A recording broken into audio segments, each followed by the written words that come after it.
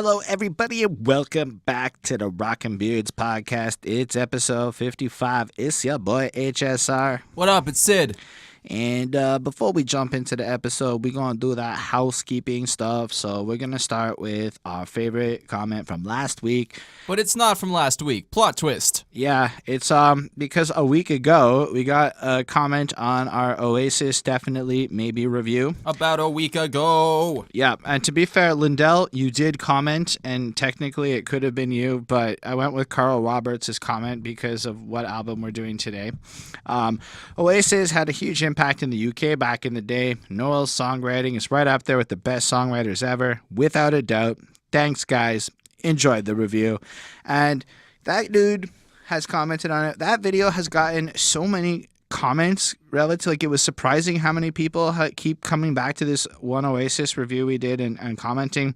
I'm fairly certain somebody unsubscribed because I didn't do a follow-up review fast enough. But we're here. We're doing it. If you didn't, that's cool, and I took it wrong, but yeah, that's it. So Oasis, if you guys collectively prove you want us to cover something, here's the proof in the pudding, as the British folk may say, to that will do it. Thanks for the comment.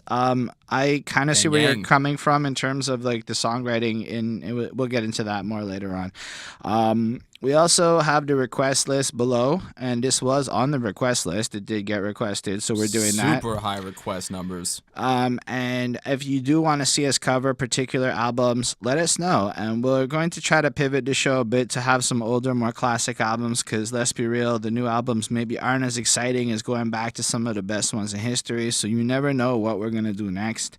And if you do subscribe to the channel, like the video, and leave a comment about the artist, about our review, something like that to engage in the conversation, you enter into the Grind to 1,000 subscribers contest. We at 923 as of recording this, so that number is getting close. And once we bust past 1,000, I'll be giving away some Amazon gift cards. First prize will be $100, plus you get to request a review from us, which will turn it around, whatever album or whatever you want to see. That'll be quick, we promise. Yeah, like a week, 2 weeks to get it done. Second prize will be $50 plus the review. Third prize will be $25 plus the review. The reviews will be done in sequence of the prize winners. And I'm keeping track of all the comments, and that's how I'm putting together that request list. So once that gets completely up to date, we're going to go on YouTube Live, and we're going to pick some people randomly, and those are going to be the winners.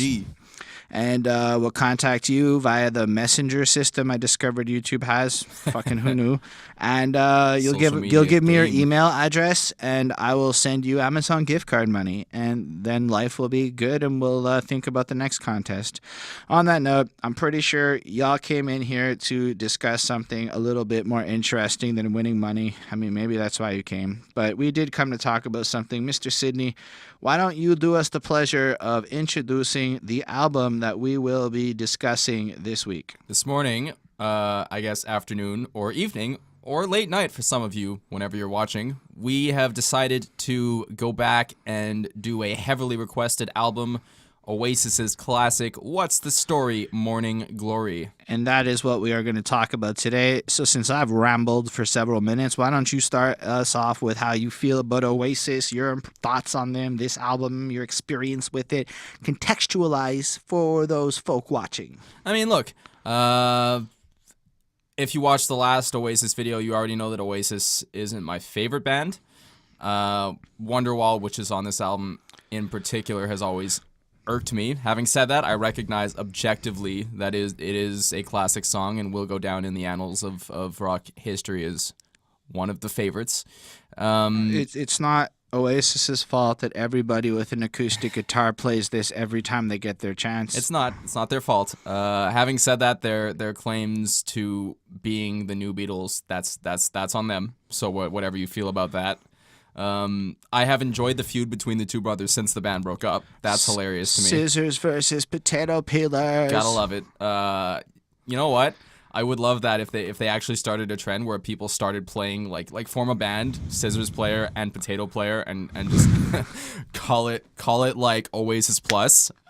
Oh my gosh. Or like Oasis 2, but or like to really play up a social media campaign of sorts, where like I think you should do this without Oasis's consent. Just absolutely. a whole Like, team of scissors versus potato peelers. it would be called Oasis 2, but the O would be stylized in the form of a potato, and the 2 would be stylized as a pair of scissors. And then you basically like run a campaign of a battle between the two, and you make it a user generated. So as long as you submit a video of you playing with one of these two instruments, you're on a team. Get on that, internet. Do it. I know you guys on Reddit can get this done, so fucking get it done. I know. And then yeah, that would be amazing. I would enjoy that. I would sit there for hours watching this, until the next Facebook Live thing. I mean, look up human Tamagotchis. That shit is interesting. I don't get it. I just don't get it. Anyway, so yeah, we're doing Oasis, and honestly, like this album felt like. Spoiler alert for the last song. This album, when you watch a movie again just to get to like one scene at the very end, like that's how this album really felt for me. I was like, is it Champagne Supernova yet? Okay. But I didn't dislike it as much as I thought I would. I gave high marks. I liked. We're doing a retrospective review, right? So it's like, does it hold up now? Do the songs still matter?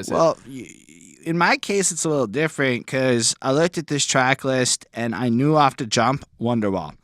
I sort of know what Champagne Supernova was, so like when I heard it when I got there, I was like, it's that song. But like I've never like actually sat there and listened to it, right? So for me, almost all of this was a novel experience, as if I was hearing it for the first time ever, really.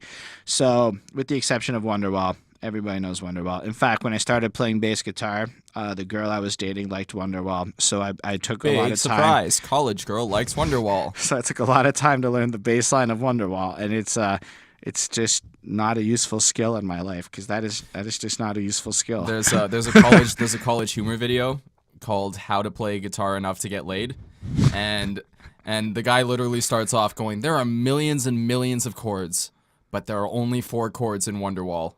And that's the whole video. It's just him playing Wonderwall and girls just coming over in droves. And you don't have to learn the words because the girls already know them. So and the girls just keep singing along. And he's like, "Hey, what dorm are you in?" It's that sounds free publicity for college humor. Anyway, no, but there's at least back when like 2005 to 8 when I was around in that era of life, that was some facts. Like it made I don't know how true it is today, but yeah, I believe that would still be true. Yes. Otherwise, the album title is something that stuck with me. Now, this is an album title I've known most of my life, and parentheses. What's the story? Close parentheses, Morning Glory. Yes, that one. But it's one of those things that like easily slips into conversation. You'd be like, "Yo, what's the story of Morning Glory?" And you could just say it because it's got such a beautiful rhyme scheme to it. Yeah. And it sounds so innocuous and simple. We'll get to what it's all about when we talk about a certain song on the album. We'll save that conversation for later. But when I was younger, it was just this innocuous little thing you could say to like what's up, dog? But I don't think they coined this phrase. No, not at all. But it's funny, and we'll get there. In the meantime, I just thought it was a cute. Like it's one of the most well named albums because the album title in and of itself is an earworm. It gets stuck in your head. Yeah, and it plays. That's cute. It's a good title. Great branding. The cover is I feel the opposite about it. It's the 2 people in the street, and it's just some random ass street. I'm certain it's got meaning and significance. I didn't look it up. I just thought it was a little bit boring.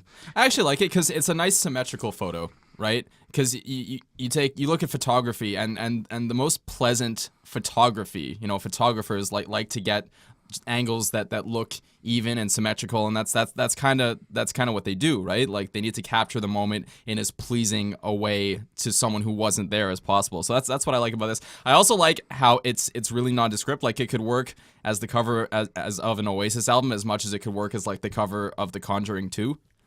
So like. Because it's just like that, like The Conjuring 2 takes place on like a quiet little British street in like the 1960s. I just haven't seen The Conjuring 2, so it's a really good movie. Should see The Conjuring 2. I'm like super blind spotted. My cultural understanding, like there's some areas I know a lot about, and then there's regular shit I don't know nothing about. Regular shit. Oasis new album coming in 2020. That's reunion. That's possible. It's just, I think the last I heard is they're friends again. Anyway, I guess what that means is that Noel said hello to to the other one, Gallagher. Fuck. Okay, I'm hitting, but we'll talk about that song.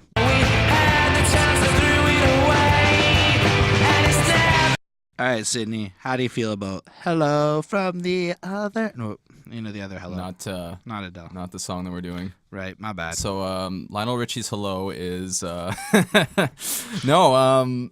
I actually right off the bat I enjoyed this more than I thought I would. What really struck me was how this song sounds like it could have come out today, and like been any number of nondescript like heavier edge indie rock bands releasing this, but like you really feel the scope of influence that Oasis had on today's rock scene. You know what I mean? Like right away. We'll talk about. I mean, we don't have to talk about it. Starts with the opening chords of Wonderwall and then gets randomly into the song, just which that is note, cool. We were touching on the remastered album, right? The one that has like 3 fucking discs. Did the original album, for those of you who have access to that, did that start with Wonderwall's chords and fade into Hello, or did Hello just start? And that's my question to you, the audience. Like, in later years, they decided, well, Wonderwall is the selling point, so let's just throw a couple of those chords into the mix at the beginning and see if that 3-disc album, nearly 3 hours long. But for mega fans, that's got to be great, right? I guess 3 hours of content. I don't know. I don't have the patience for all that superfluous stuff personally, but I understand why it's cool as a collector's item, and I'm not actually shitting on it. It's just amazing that they did it multiple times. Yeah. Multiple times. They're one of those bands, you know? I was also surprised, speaking of bands that release 3-hour material all the time, I was surprised at how much this reminded me of like Green Day. Okay. But like later Green Day that came after this album came out. Okay. Like Warning or American Idiot or even 21st Century Breakdown. A little bit of that vibe too. But yeah, I really liked it. It's a solid intro to the album, and it made me excited to hear the rest of it. I gave it a 4.5 on 5. So yeah, it comes in, and right away I remembered, I guess, some of the shit I said on the last review. They're good with grooves. Yeah. And what that means really is they can make 5-minute songs, or really long ones, songs that other people could not make, because when they decide to just fuck around with like the music, it is appealing to listen to. You get lost into the overall feel of the song. And so I had a little bit of trouble focusing on the lyrics as much as I might like to, but I get the feeling that Oasis is the kind of band that and I did a little bit of research into them, and they want you to kind of get your own meaning out of the lyrics. They don't give a fuck. They want to focus more on mood than... Yeah, like he puts time into them, but there's lines where he's like, I don't know what the fuck that meant. I was high, but if 50,000 people sing the line, those people found their own meaning in it. But yeah, so if all those people could sing it and find their own meaning in it, who the fuck am I to say that the line has a meaning or not, And I really respected that approach, so I took all that into consideration. It's kind of like System of a Down, like in interviews when they get asked what their songs mean, they just troll the interviewer because they hate that question. That's funny. I would love to ask them about old school Hollywood then. Anyway, back to Oasis. But like it's got like a really good loose sense. Like what I like about this album is, and it's basically like one key subject matter. Life is hard, but we can deal with it, which to me is a rare sentiment for this era of music. And even if it's full of melancholy and it might not be like the most upbeat shit, it is definitely not blow your brains out depressing like so much other music might be.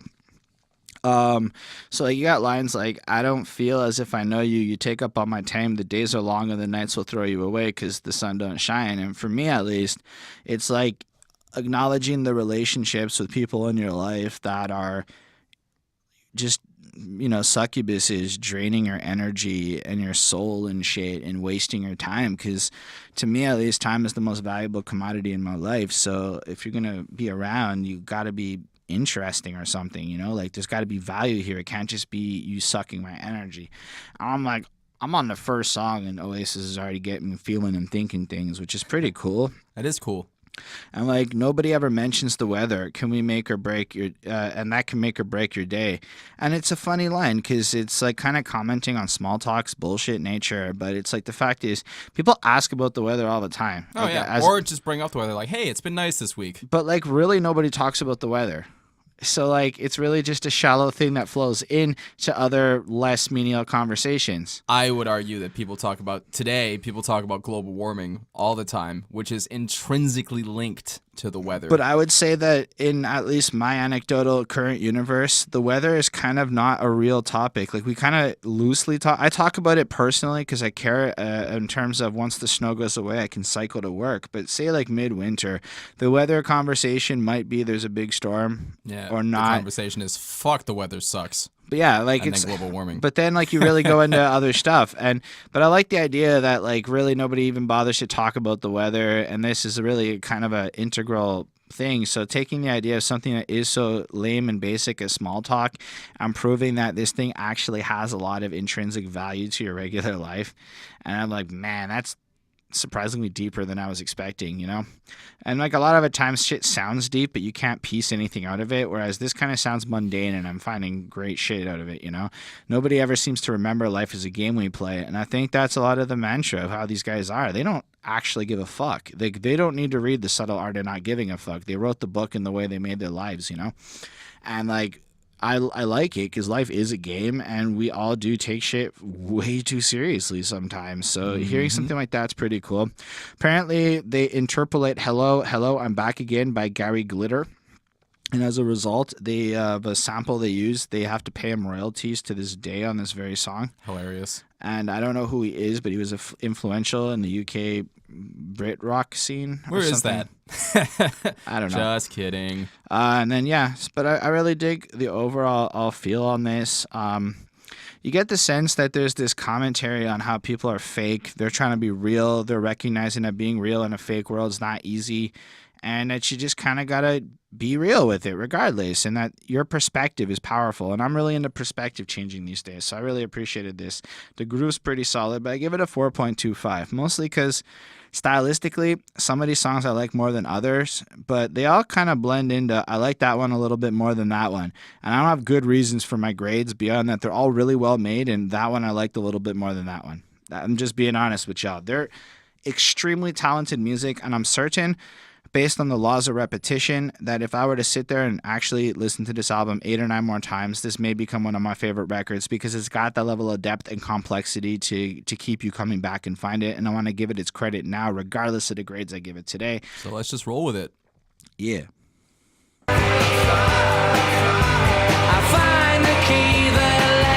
All right, Syd, what about this one? This one really did remind me of the Beatles. Specifically, like, more upbeat rockers like Drive My Car, which I know you've never heard, but I've heard it.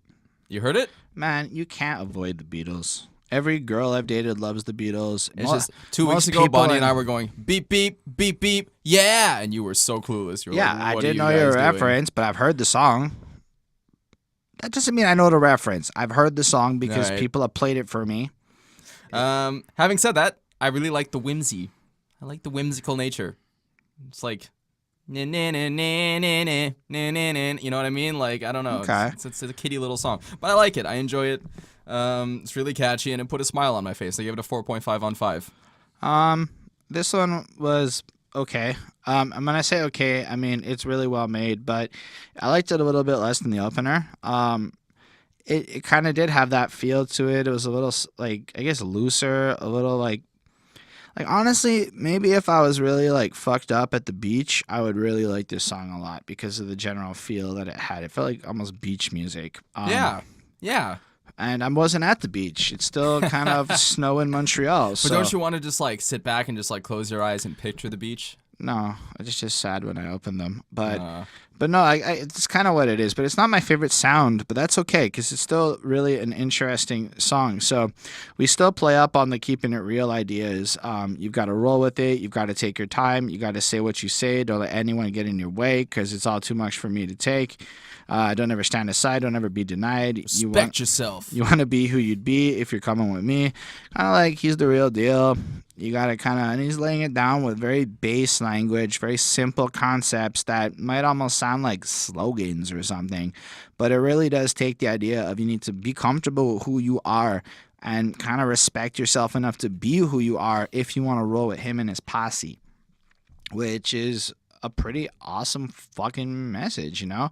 And I like the way that they have a really good handle on the way this song has like that repeated line at the end of the chorus, and it just kind of loops into this groove and it fades out. I know it might be Beatles-esque or whatever. I'm not trying to like compare it to it, but I think that these guys in particular have an excellent grasp of doing that thing in a way where it never gets boring. And if that were to go on for another 10 minutes at a live performance, I might feel it. I might just be down for that. Like they could get away with that and I'd be okay. And not many acts, I think, can pull it off so eloquently. But all that to say, it's an interesting song. I gave this one a 4. And then it coughs, right? There's a clear cough right before Wonderwall. That the fire in your heart is out. I'm sure you Wonderwall is the song that when I was 19 or 18 or so definitely helped me acquire a girlfriend, and so I have very fond memories of exploring girlfriend life for the first time with a lady, and this song is intrinsically linked to that. I have nothing but great memories of this. I'm sorry if it's overplayed or whatever, but you know what I'm trying to say? When your first round of experiences is linked to this kind of a song, it's hard to hate it. I mean, I have a personal trigger based on this song dating all the way back to high school, where like, look, to be fair, I was hanging out with a bunch of punks and metalheads, and like all of us hated it when that one guy showed up with his guitar and started playing fucking Wonderwall, and we were like, is that the one thing you know how to play? And it always was, right? It's the one thing that these party guitarists learn how to play. Having said that, objectively, I really can't hate on the song because it is a classic. It has stood the test of time. It has proven itself to be a song that people will continue every time they hear it. If you're 13, you hear Wonderwall for the first time, you're gonna like it. It's a good song. The only real criticism I can give to it is that I really feel like the intro is too long. Other than that, the song is near perfect. I just fuck this song and fuck everyone who loves it. I give it a 4.5 on 5. So I feel the opposite of Sydney, as you can tell. I really dug it. I learned to play the bass. When I was learning to play the bass a bit, this was one of the songs in the catalog. I spent a lot of time with it back then. Really, though, I think the brilliance of this song is the relatability. Now, funnily enough, in the 90s, it was apparently about Noel's fucking girlfriend, or Liam, whichever one is the songwriter back then. And then later on, it became about his imaginary friend. And they kind of want this to be like this loose song to be about honestly anyone that is close and significant to you, which is cool. Although I can't see it as anything other than romantic as fuck. Because that's what it's been used for. But it's been appropriated by these pseudo-romantic... Nah, but dude, it's just lines like, and all the roads we have to walk are winding, and all the lights that lead us there are blinding. Fucking teenage romance shit. But then really it's this one. But why is that romance? That's just life. There are many things. I could picture Andrew WK saying to you in one of his speeches, all the roads we have to walk are winding and all the lights that lead us there are blinding. You're totally right. But then there's this one. There are many things that I would like to say to you, but I don't know how. And I know maybe. And I know that you could easily take that and say it to a lot of other people, especially when conflict and confrontation. But you know when it's especially true and hypersensualized in most people's life? When you're 18 and falling in love. So that is why this is such a universally tangible thing, because I think most people have had that moment with multiple times in their life. Green Day's Time of Your Life, right? Good Agreed. Riddance, which is a romance song, but it's a breakup song. Like that song was a fuck you, but and yet, it's been reappropriated. All I can think about is high school graduation. Exactly. Yeah. And still, the fact is that it has that same timeless universality as Wonderwall, and I think universality. I don't care if it's a word. I said it. Either way, it's like when you describe music as being really talented. Like the music isn't talented, the artists are talented. That's totally fine. Communication is about being clear enough, not being flawless. I'm a flawed person, but Wonderwall is not a flawed song. I gave this a 5 because the reality is I get this feeling when I hear it. And I think that there's this groove to this track that, I mean, the fact that pretty much everybody knows it and loves it to a degree, Syd may have found it overplayed and annoying because of the symbol it represents. I still do. But that doesn't change the fact that deep down Syd loves it like the rest of us. And I gave the song a 4.5. It's a 5. It's a great song. And he's going to one day be the guy who we have to look at him and say, don't look back in anger.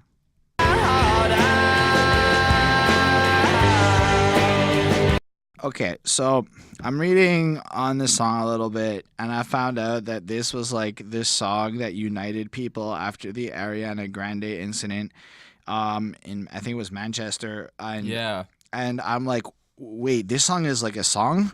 Like I've never heard it in my life.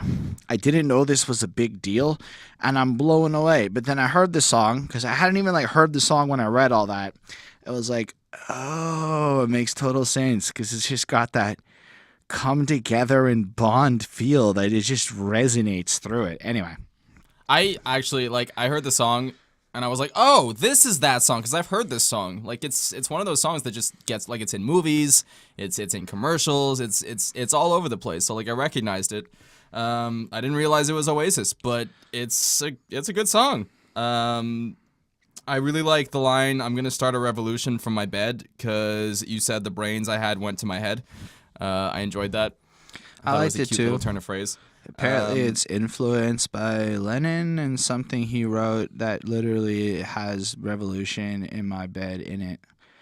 See, I looked You stuff say up. you want a revolution. No, it was- I don't think that's a song. No, I it just- wasn't a song. It was just something he wrote in '69. I can't remember. when he did that sit-in. I don't know. That sitting in his bed with Yoko. Yes, that's the thing. That's the thing. That's That the was a thing big that famous inspired thing that he this. did. I completely forgot about because I'm not that big on the Beatles, so I don't know shit. I'm just That's trying. after the Beatles, man. Okay, It's relax. not the Beatles. Anyway, John Lennon was a wife beater apparently, so the more you know.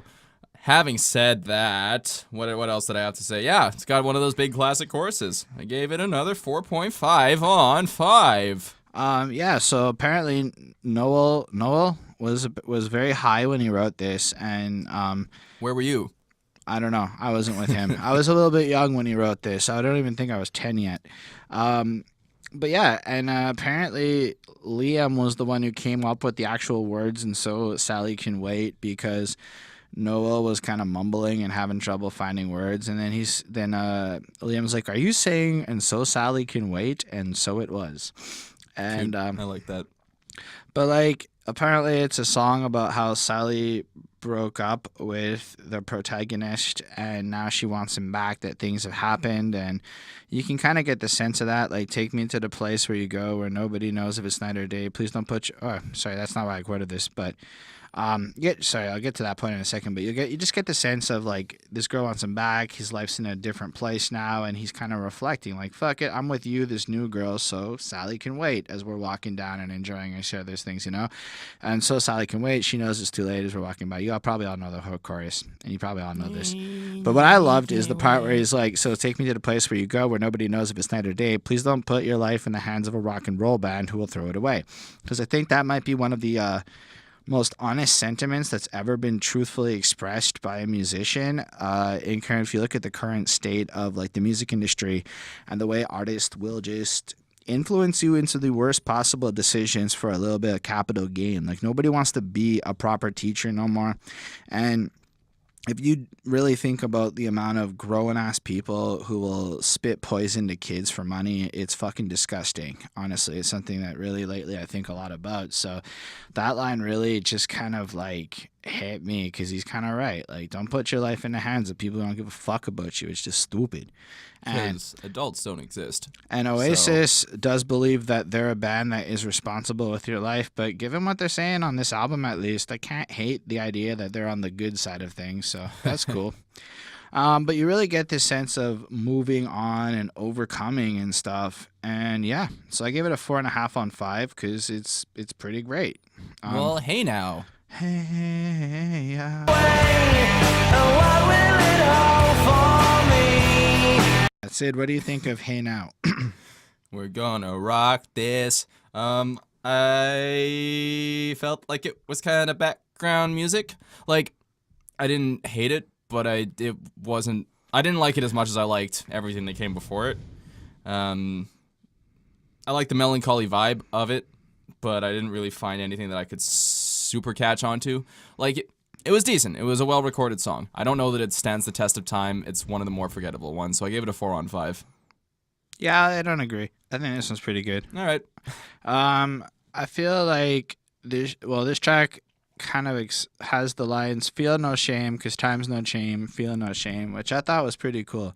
So what I feel like Oasis can do is capture your imagination with simple ideas, and it did so much here. Again, on that, like, don't feel bad or regret the things that happen in your life.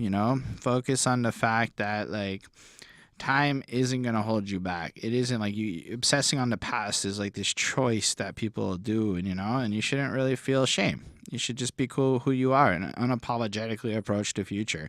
And I think that these guys have proven over the last while that that is who they are, and so I can really respect that. Good Now, for you, Oasis. what really struck me about this song is the replay value, weirdly enough. I kept trying to listen to this, but it was the morning, and Bonnie wanted attention. So she kept bothering me, and I kept having to restart the song. And by the fourth time, the groove had really sunk in. And dude, this shit's it just sinks in, and it feels so good. You can really ride the wave. It's part of why I believe that the more I would listen to this album, the more I would like it.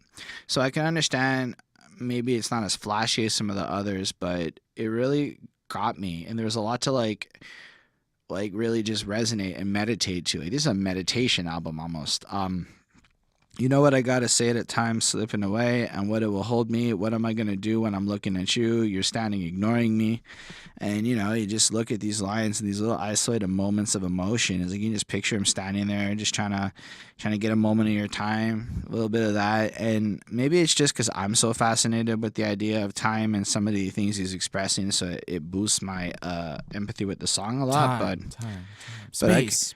But it does have, like, even to that end, it has almost a spacey feel to it. Like, it's loose. It's got a groove that you almost lose track of time while listening to. So I give this a 4.5 on 5. I really, really enjoyed this one more than I thought I would, actually. So let's talk about Untitled, or the Swamp Song Excerpt 1.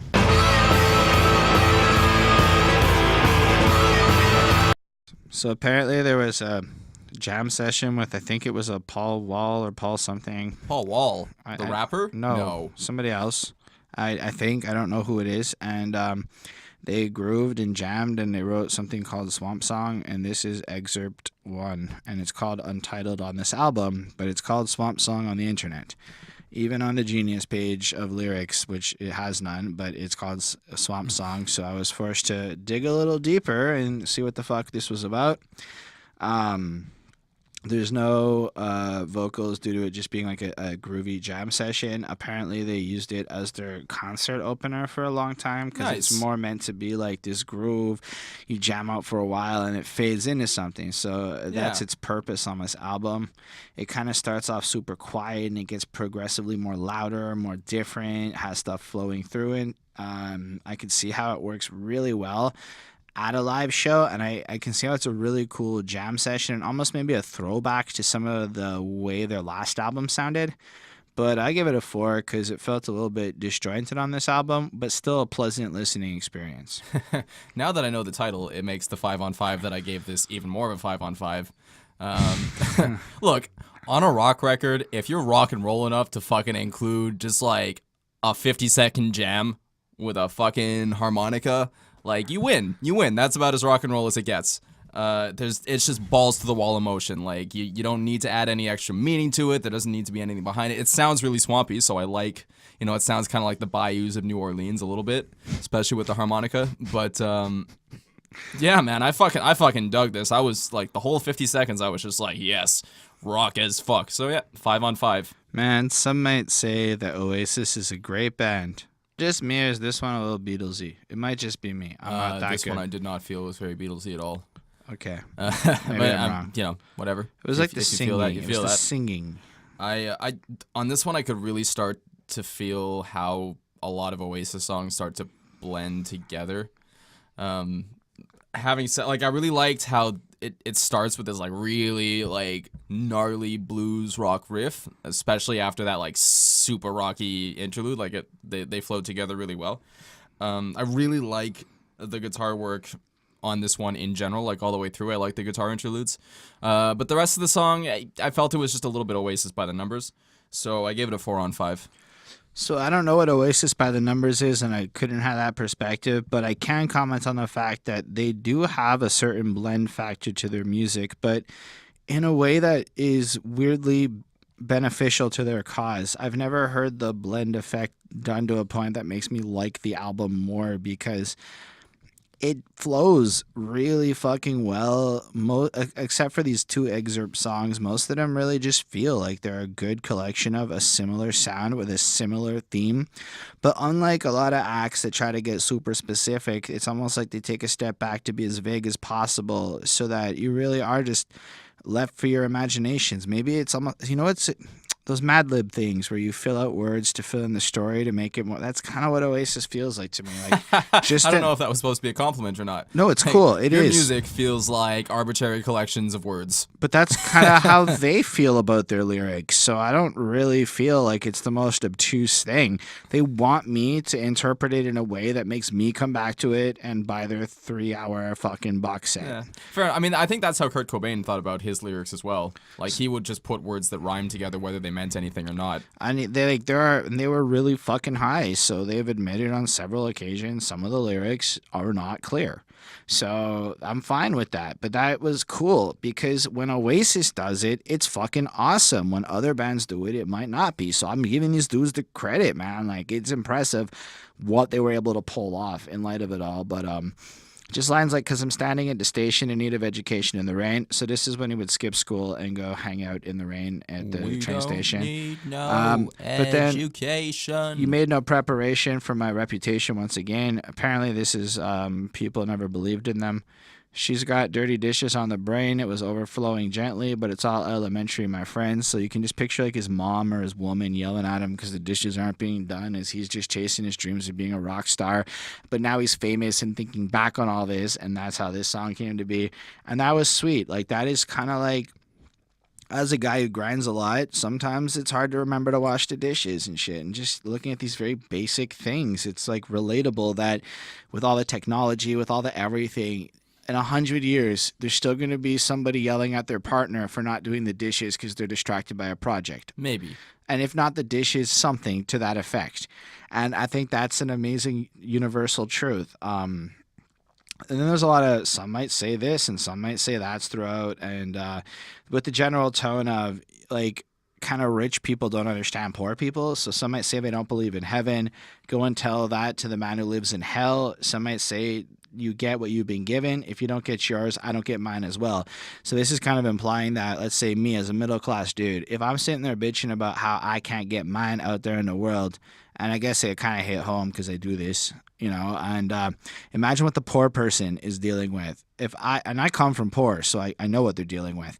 So I know that if I'm having trouble getting mine and I was able to climb out, it means that if I can't get mine, they can't also get their piece of the pie. So in order for them to even get their piece of the pie, I have to be able to take my claim. So the futility in my whining, while these people who have way less than me aren't whining, they seem to be even happier than I am.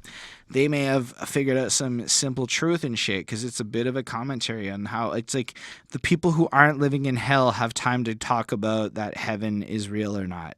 And the people living in hell are too on the fucking grind to worry about that shit. Yeah, they're getting tortured by like Satan and shit. So like this song really got me thinking again, really got me feeling again. And 4.5 on 5, I really love the groove of it. But because of that blender thing, it's like only a couple of the songs pop, while everything else is like a high quality degree of goodness. Anyway, you could say that some of the tracks cast no shadow.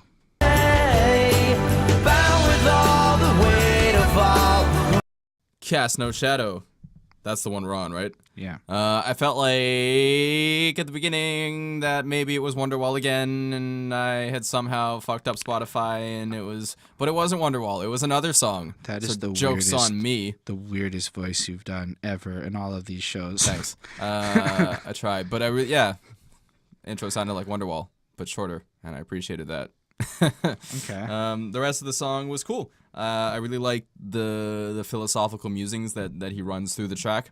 And it had like kind of an old school, like middle career OLP vibe, Our Lady Peace, like somewhere in between like Happiness and the Fish and Spiritual Machines.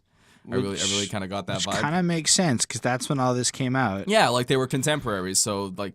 but you know, in different. Canada RLDPs and in the UK. But it's funny you Oasis. say that because the song's actually about a particular guy in a band like this. Okay. It's about Richard Ashcroft, frontman of The Verve, who at the time would have Verve. been the British. Bittersweet Symphony, right? Right, that's how we know them. Yeah. But in the UK, apparently they were a much bigger deal. And so they were in The Verve, and then some shit happened, and he wrote like this super awesome solo album, but then ended up back in The Verve. And I feel like this was kind of like his comment. He wrote this song to kind of cheer up Richard, apparently, and it's a bit of a commentary on his story and what happened to him specifically. So, bound with all the weight of the words he tried to say, chained to the places that he never wished to stay. So he wanted to use super complex bullshit, come and be awesome, and describe stuff, but then he had to kind of dumb it down to be part of this band that's getting all the pop success and shit. It's funny. It's almost kismet that like they would write a song about a guy that went off and flowered in his own solo career and then was forced to come back to his band when later they would break up and have all of their fan base being like, get back together. But this is before the next album and shit happened. I know, that's what I'm saying. Like it is fun. It's almost self-fulfilling in a prophecy. Yeah. Or as they took the soul, they stole his pride. And as he faced the sun, he cast no shadow. And that's an interesting line. The positive version of the meanings I found was he's so distinct as a person that there's no shadow there, that you can't walk in his shadow because he's so great and so distinct. So it's like a real sign of love and shit. But it also could be interpreted that he's so non-distinct that his shadow's irrelevant. And so I really love the openness of it.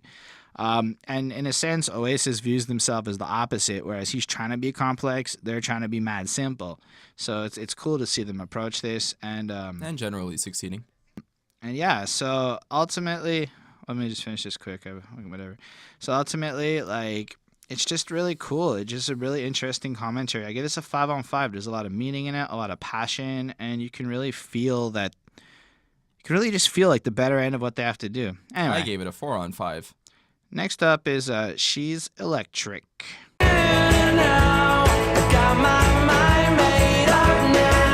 Sublime's a good band. So yeah, this is a weird fucking song.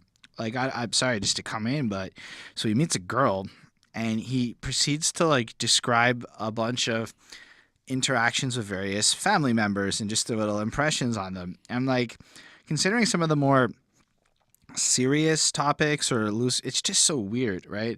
So apparently he dates the girl's sister. So he starts off letting you know, whatever. And so he's kind of like, I need a little bit of time to figure out if you're really the girl for me. So the whole song, he's kind of asking for a bit more time as he's describing how he used to date the sister, how the brother doesn't like him, but the mother's pretty cool.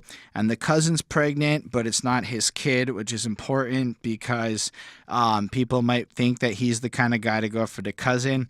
And according to one of the Gallaghers, it may or may not be a true story, that he's not fucking confirming it. They swear Sounds a lot. like an episode of Dawson's Creek. And the song plays out and it's eclectic and it's weird and it's fun, right? Like it's just so out there and fun. Like even just the description of this track sounds like a sitcom playing out in real life, you know? And I would say more soap opera than sitcom, but sure. yeah, so hyper enjoyable for how goofy and fucking weird this whole experience ended up being for me. I don't know. So I give it a 4 on 5. Like it's kind of a novelty song by comparison to the other ones in my opinion, but I enjoyed the fact that I had that experience to get that novelty moment. It's definitely different from the rest of the record, which is cool. It stands out. It's a different vibe. It starts off, I don't know whether this was intentional or not, but it starts off the same way as Sweet Caroline does. And it's got that same bounce all the way through. So now you can't unhear that. You're welcome. But yeah, it was a cute little ditty. I really enjoyed it. And I liked that it was short and sweet compared to the rest of the songs on the record too. Like it was a nice palate cleanser, I guess. So I also gave it a 4 on 5. And the next one comes our title track, Morning Glory.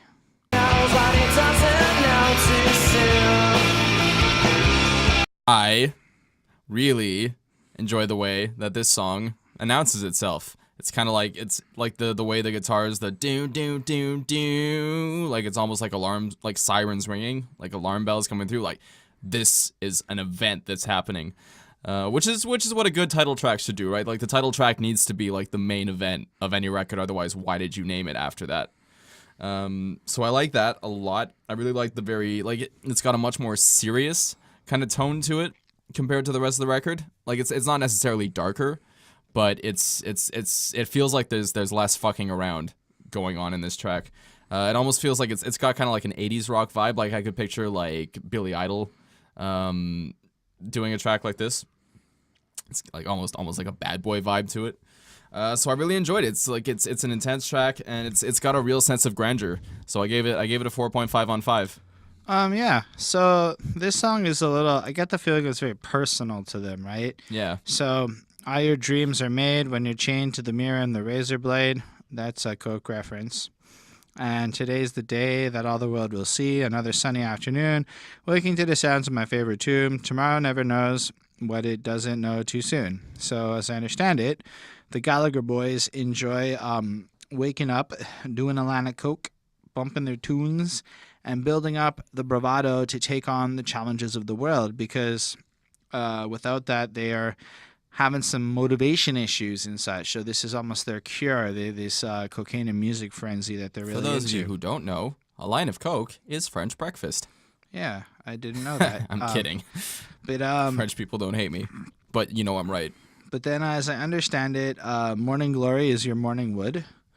So the expression, what's the story, morning glory, has something to do with getting caught with your morning wood. So did you get that from the Genius? I looked into it a little bit more. Okay, because morning glory is also an intoxicant, right? It's a hallucinogen that is very legal. It's something you can buy at a plant shop. Let's just double check it right now. But as I understand it, it's not an expression we use, because we use morning wood. Yeah, but I could see how morning glory would be that as well. Yeah, apparently it's also about what the story is. I mean, I don't know. Maybe I'm wrong, but there's a Wikipedia article I'm now checking at. Shit, I should have done this all off camera, but yeah. Are you guys enjoying this? Is this your favorite part of the video so far? Subscribe and like and comment. Yeah, no. I don't care. As far as I understood it, it was some slang shit for that shit, and I prefer to think of it that way because I feel like it's got multiple meanings. Otherwise, they wouldn't have. It was supposed to be like a play on masturbation, and that's part of what's the story morning learning. Well, mastering my joystick, guy. You need a little time to wake up. Well, and I'm mastering my joystick, guy. Yes, that's great, Sid. Undergrads. Remember undergrads? We should start a campaign. Start a campaign. Bring undergrads back. Okay, focus, Sydney. It's a good show. But best show of the early 2000s. Stand by that. I don't know about that. Stand by it. But ultimately, you have him kind of questioning. So you're lying in bed. What are you actually doing with your life? With your kind of vacant, kind of. I really think that a little bit of that. And it's a little bit of a tongue-in-cheek approach to you could be getting high on morning glory seeds. Yeah, but they already were getting high, Where were you? Yes, okay, thanks. Anyway. It's never going to get old. But so they're just kind of at the same time questioning the apathy of the person who's just kind of sitting there wasting their time. So like there's that kind of counterance of they get high, get fucked up, and get ready to take on the day and go challenge some shit. Versus focus, Sydney. Versus the people who like kind of sit there and at the same time, just waste their day lying in bed waiting for shit to come around to whatever. And you just kind of see this like almost completely contradictory style of life, and Oasis is in the position almost challenging you to get up and go out there and do something, even while they're telling you to do it blitzed on coke listening to music. I get it as a 5. I think it's a fucking interesting and amazing song with a lot of replay value. I really dug it. And the next one is the next Untitled Swamp Excerpt song.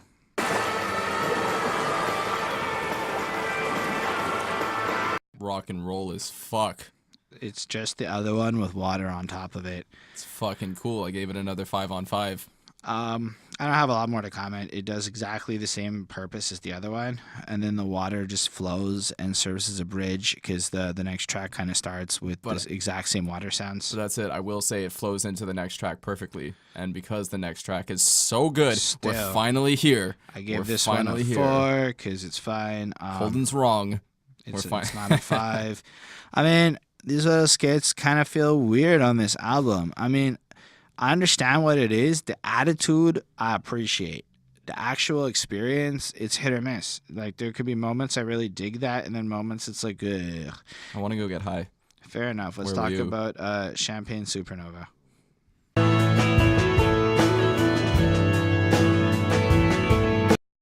Okay, yeah. Like, the second they started playing, I was like, it's this song. I had one of those moments, and then I was mumbling along the words all wrong. I didn't know the song structure at all. It's like 7.5 minutes long, and it's very rare that I'm going to say that something that is 7.5 minutes long is worth 7.5 So minutes worth of your it. time. And when I do these reviews, I will listen to it back to back. So that means for 15 straight minutes, I sat with this song, and I almost was willing to play it a third time, but I was running out of time. But like, it's so good. It is so replayable. This is easily Oasis's best song, I think. Easily. Just right off the bat, the guitar lines are much more defined, much clearer. There's much clearer hooks, much clearer emotion coming through. It's got this beautiful melding of like country rock and just like classic rock. All the mixing is perfect. Everything cuts through amazingly. And that's not even like talking about the vocals and the lyrics and how relatable, but at the same time how youthful and how whimsical it all is. And I actually, it never occurred to me, the sheer number of times I've listened to this song, it never occurred to me the length, that it's almost 8 minutes long. But like, it just flies by. Every part of this song is super enjoyable. It's really well composed. Yeah. It's got this almost Freebird style outro solo, but in a way that's like you can't even make fun of it the way that people make fun of Freebird, you know what I mean? And like, that's a great song too, but this one, maybe just because it's kind of an updated version, it's so timeless. This is an easy 5-on-5, added to the playlist right away, no questions. Yeah, I mean, I don't even know what I can say about this song that probably hasn't been discussed by everybody who's watched his videos. My first thoughts on this, it is fucking timeless. I mean, depending on your youth, a sentence like "Where were you while we were getting high" reflects a lot. A lot of people that means something. But even just how many special people change, how many lives are living strange. Where were you while we were getting high? Now, I'm 30, and that means almost more to me now than it would have 10 years ago. And that's fucking insane to me, how as life changes, a song like this can even have more meaning and whatnot. That's it. Like, it's one of those songs that's applicable to almost any point in your life. And then there's that, like, someday you will find me caught beneath the landslide in a champagne supernova in the sky. What the fuck does that mean? I don't know, but it could mean happy, it could mean sad, it could mean everything. Even Noel's like, I don't know, every day I feel different about that line and what it means to me. And that's an amazing lyric because it almost has this liberation mixed with this confinement and trapped. So you get this sense that these but it's not drugs, but it is drugs. But it's also drugs. But it's also so much not drugs. It's one of those lines where it could be debt, it could be anything, and that's what makes this track. I mean, literally, it's so well universally done that, albeit it's completely about getting blitzed, it's but also it's like Lucy in the entirely Sky with Diamonds, right? Like, is it? And I hate to backtrack to myself and keep comparing these guys to the fucking Beatles, and it's something I hate that they did. But like Lucy in the Sky with Diamonds, like it's about drugs at the same time it's not about drugs. Well, it's about dreams. The difference I would say is that this one has direct lyrics like "Where were you while we were getting high," and Right. And so, but in light of that, it could entirely be not about drugs the way it's been written, and I think that is pretty fucking impressive. You watch the video and my argument goes out the window, but like, I mean, it's fucking trippy ass throwback to the 60s shit with like early 90s technology, so it's not really worth watching except for that throwback feel. You'll laugh. What's really worth watching is the Windows 95 video they made with Matthew Perry and Jennifer Aniston, and that will make you laugh. That is absolutely worth watching. What is also worth watching, controversially, is the 1997 Godzilla film with Matthew Broderick. I stand by that. It's a fun movie. But apparently, from Noel's perspective, the main reason this song is not actually considered the classic it should be is this particular lyric, slowly walking down the hall faster than a cannonball. Yeah, I question that. because it doesn't mean anything. He was looking for a rhyme, and he knows it, and he knows he shortcutted and cheated that line. But then he also questioned the fact that everybody else found meaning in it. As I mentioned earlier, he was specifically like referring to this line, but others. And so he's like, fuck it. They're all cool with it. Doesn't matter if I don't have a meaning for it. That's the point, motherfucker. Because it's really stupid if you look at it objectively, right? It's a terrible line from from any conventional approach, except for the following line, "Where were you while we were getting high?" Which in turn makes it the best lyric for that line, because it's only the kind of thing you can say when you're that fucking high. It's the kind of thing. It's the perfect example of like how people will inherently attach meaning to things that have no meaning. But at the same time, I think it suits the purposes of this song Absolutely. wonderfully. All I have to say, it's a clear fucking vibe. There's nothing else to say. This is a song that manages to make 7.5 minutes more enjoyable than not having that song on, which is rare in 2018 with our short attention spans. Then we can close up a bit with this album. I gave this a 4.47. I am blown away by how timeless this project feels. Mostly would be my biggest takeaway, regardless of the fact that it came out in 28 or whenever it came out, 94 or whatever, 95, I don't know. Syd brought it up way at the beginning of this, that it kind of sounds like every indie band out there, or that every indie band out there listened to them and jack their styles. So you hear the influence of this album everywhere. And then you hear this album in 2018 for the first time, and you're like, fuck, eh? And it's hard to ignore the testament of what, like, look, if the Gallagher boys are cocky, they're one of the few acts that deserves to be cocky in this generation, right? They're one of the few that have earned that level of status for what they can do. Even if everything else was trash, between Definitely Maybe and What's the Story, Morning Glory, you have some powerful shit that is worthy of some arrogance, is all I'm trying to say. I dug the project. There are many great songs on here. I still like Wonderwall, even if Syd does not. And yeah, let us know what you think. I am not promising to do more Oasis albums for a very long time. For those of you who may want us to just jump on it, we have much other music to come to. But yeah, what do you think about this one? I need to clarify that as much as my personal hatred for Wonderwall will never allow me to listen to it happily, I objectively recognize that it is a near perfect song and a classic. Okay? All right? That's fair. Understand that. No, I'm not sitting here saying Wonderwall is a bad song. It's not. Nobody said you were. I hate it, but goddamn, is it a good song. What about this album? Having said that, look, this album gave us a bunch of classics that are still regular on rock radio to this day, used in commercials, used in television, used in all kinds of other media for all kinds of other purposes.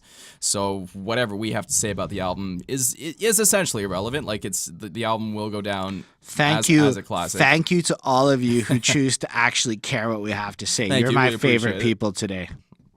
But yeah, I mean, look, I think I gave the album a 4.3, something like that. That's pretty high for Syd. That's pretty high for me. Like, and I enjoyed it more than I thought I would. I'm definitely a little softer on Oasis now.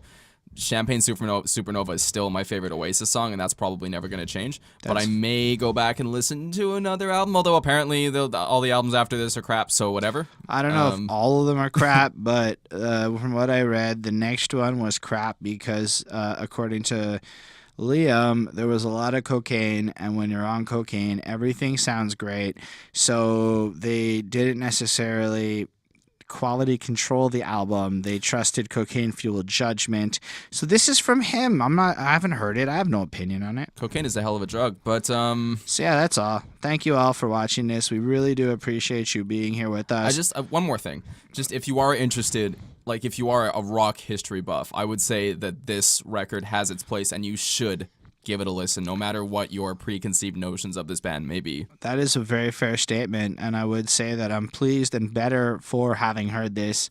But what do you think? Tell us what you feel about this album, how it fits into your life. And if you do subscribe to the channel, like the video, and leave that comment, you enter into the contest, which could mean good things for your Amazon account. Yeah. On that note, let us know what albums you want to see us do. We're going to cycle between new albums when there's cool shit that comes out that's new, as in we're 30-ish and we have heard of it. And if otherwise, it's going to be like just more of these classic stuffs. Throw back to our influences and what we fucking love. And I guess playing in that 90s, early 2000s range, and fucking tell us what your bangers are. Tell us what your favorites are. Anyway, have a great week, everyone. Peace. Peace.